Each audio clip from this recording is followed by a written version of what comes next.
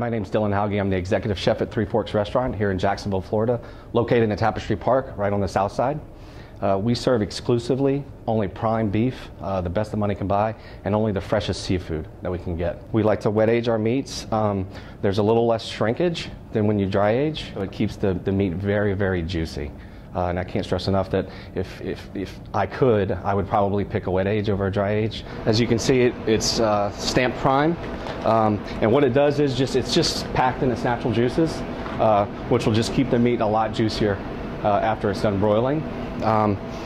Also, the same thing with the tenderloin. We wet age it, same reason. Never more than about 5 weeks, ideally about 28 days, and it's just packed in its own juices. And again, it just, when it comes off the broiler and it's out to the table, it's so juicy and moist. And this is something you probably won't see a lot in Jacksonville, but you will at Three Forks. It's the bone-in fillet. Because of the bone, there's so much more flavor in the tenderloin. As you know, tenderloin is a mild flavored meat, so that bone really gives it an added punch of flavor. My personal favorite is the bone-in ribeye, hands down. It's just got so much flavor and it's so much marbling in the steak that when you slice through it, I mean, it's just like butter, and it just melts in your mouth. It's delicious. Hello, my name is David Scalise. I'm the executive chef at the Sawgrass Marriott Resort and Spa in Ponte Vedra, Florida. And we're here at our signature restaurant, the Augustine Grille, to cook the perfect steak. We're a farm-to-table restaurant. We produce all of our products in-house. One of our signature items is our dry-aged beef. We dry age all of our beef on premises. We use an all-natural, no-hormone, never-ever product, prime beef. So we're pretty confident that when you come in here, you're going to get a great steak. So the beef that we get actually comes from a farm in Kansas, but it's a small farm. It produces less than 700 head of cattle a week, and they're raised in a very sustainable nature, which supports the philosophy of our restaurant. These particular cows are from Creekstone Farm. They're fed a 100% vegetarian diet, and they're 100% prime, and they're raised in a humane and sustainable way. What we do here is we take the process one step further. From local, we call it hyper-local. And hyper-local means is what we do ourselves, how we craft it.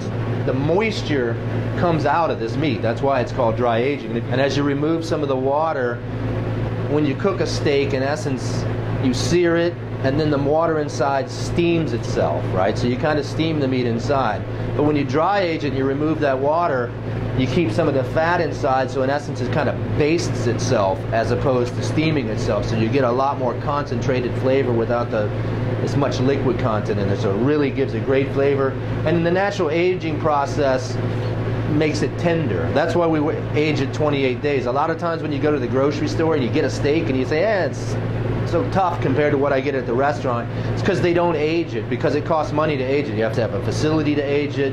You have, so if you bring it in and immediately cut it and sell it, it saves money. But restaurants of high quality will always have beef that's a minimum of 21 days old, up in a wet age situation on up to this kind of situation where you go 60 days. It just produces an intense, great flavor and tender piece of meat. What results is we have prime steaks. We are the only restaurant in the city of Jacksonville that dry ages our own prime steaks. Part of the selection process to picking the perfect steak is you have to start with the perfect steak, and we feel that this dry-aged, all-natural Niman Ranch beef is perfect for the job. If you can't find that at the store, many of the upscale markets sell a dry-aged product and a prime product, so you really want to look for. There's 3 grades of beef that you can find. There's a select grade, which is a pretty low commercial grade of beef. You'll find choice beef, and then at higher end stores you'll find prime beef. If you can locate prime beef, that's what you want to find. That's where you're going to get the great steak. You want a steak with some marbling in it, and marbling is these wispy little veins of fat that you find throughout the muscle of the meat. And what that shows you is that an animal's been grain-fed. It's had plenty of time to fatten on the feedlot. And also, as this steak cooks, that fat will melt, and in essence it will baste the steak as it cooks. So you're going to get a nice, moist, juicy steak.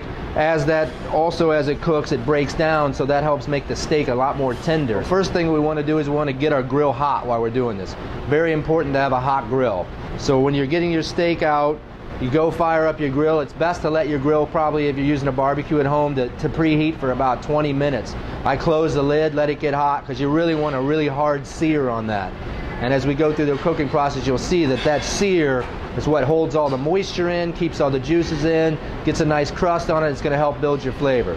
I like to let the steak sit out at room temperature for about an hour, 45 minutes to an hour before we cook it. There's concerns about temperature and food safety. Food can safely be in the danger zone, which is a temperature of 41 to 135 degrees for up to 4 hours. If the meat's really cold, if it's 35 degrees, you know, it's going to get hot on the outside and it won't cook as quite as evenly. So we want to let the grill get hot, let the steak come to room temperature, and then I just use a very, very simple seasoning on this. I take a little bit of olive oil and we just rub the meat down with it. Just kind of massage that in there like that, just enough to coat it. I use kosher salt.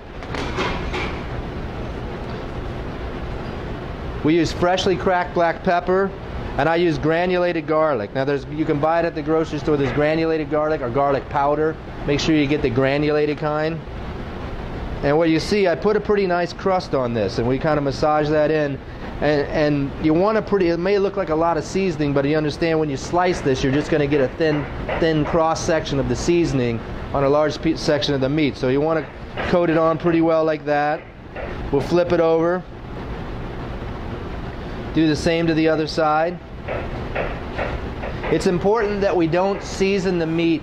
When we season the meat, we're ready to cook it. We don't want to let the salt sit on the meat too long.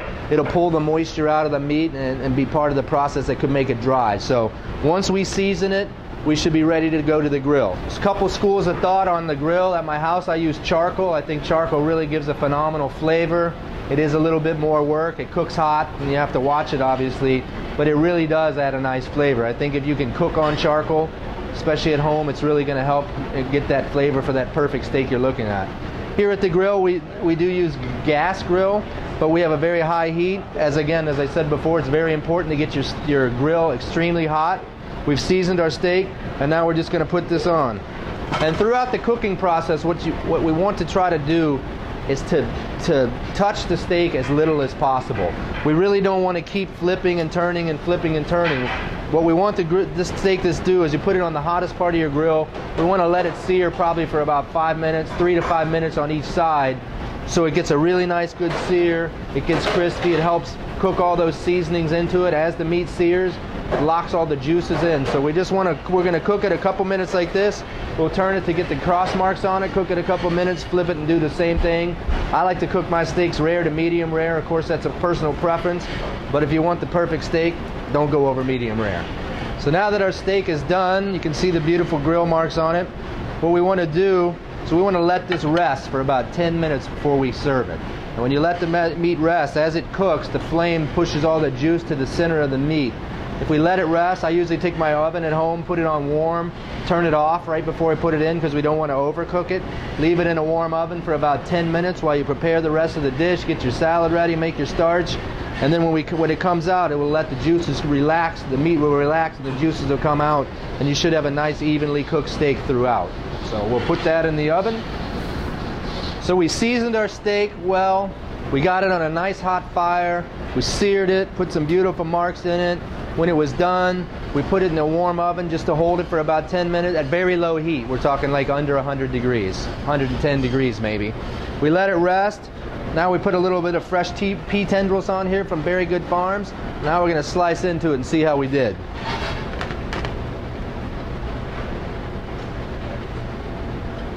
There you go, a nice rare to medium rare steak from the Augustine Grille.